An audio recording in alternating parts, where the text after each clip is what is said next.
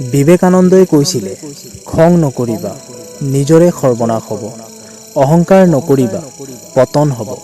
কাকো ঘৃণা নকৰিবা, নিজেও ঘৃণিত হ'বা। ফাঁকি নিদিবা, ফাঁকত পৰিবা।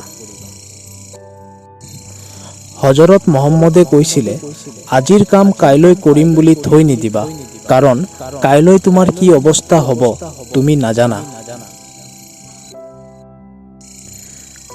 কবি জন মিল্টনে কৈছিলে, মানুহৰ মন সদায় একে ঠাইতেই থাকে, কিন্তু এই মন বোলা অতি শক্তিশালী বস্তুটোৱে স্বৰ্গক নৰক আৰু নৰকক স্বৰ্গ কৰি তোলে।